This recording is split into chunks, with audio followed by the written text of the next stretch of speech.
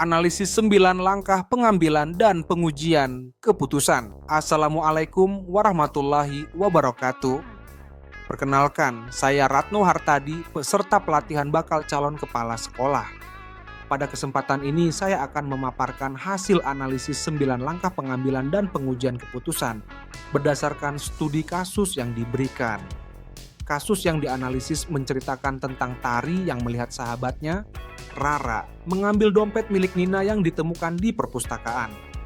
Tari kemudian dihadapkan pada pilihan yang sulit antara menjaga persahabatan atau menegakkan kejujuran. Langkah pertama, saya mengidentifikasi nilai-nilai yang saling bertentangan. Nilai tersebut adalah kejujuran dan tanggung jawab di satu sisi, terekam anzazan di sisi, serta kesetiaan kepada sahabat di sisi yang lain. Kedua nilai ini sama-sama penting sehingga memerlukan pertimbangan yang matang.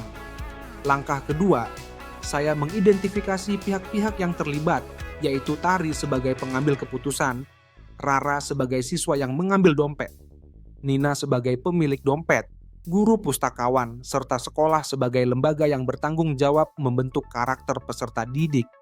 Langkah ketiga, saya mengumpulkan fakta-fakta yang relevan. Fakta menunjukkan bahwa Rara menemukan dompet, kemudian menyimpannya ke dalam tas. Guru mengumumkan adanya dompet yang hilang dan Tari menyaksikan secara langsung seluruh kejadian tersebut. Langkah keempat adalah melakukan 5 uji etika. Pada uji legal, tindakan mengambil dan menyimpan barang milik orang lain tidak dapat dibenarkan. Pada uji regulasi, tindakan tersebut bertentangan dengan tata tertib sekolah dan nilai pendidikan karakter. Pada uji intuisi, hati nuraniku mengatakan bahwa dompet tersebut harus dikembalikan kepada pemiliknya.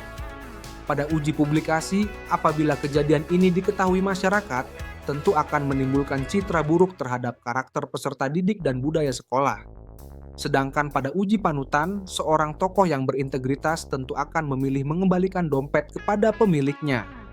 Langkah kelima, saya menentukan paradigma yang paling tepat, yaitu kebenaran versus kesetiaan. Tari harus memilih antara mengatakan kebenaran demi menegakkan kejujuran atau mempertahankan hubungan persahabatannya dengan Rara. Langkah keenam, saya memilih prinsip berbasis kepedulian, care-based thinking. Saya berpandangan bahwa Tari sebaiknya terlebih dahulu berbicara secara baik-baik kepada Rara agar ia menyadari kesalahannya dan bersedia mengembalikan dompet tersebut secara sukarela. Langkah ketujuh, saya melakukan investigasi opsi trilema. Solusi terbaik bukan hanya melaporkan atau membiarkan, tetapi memberikan kesempatan kepada Rara untuk memperbaiki kesalahannya terlebih dahulu. Namun, apabila Rara tetap menolak, Tari perlu melaporkan kejadian tersebut kepada guru agar hak Nina tetap terlindungi.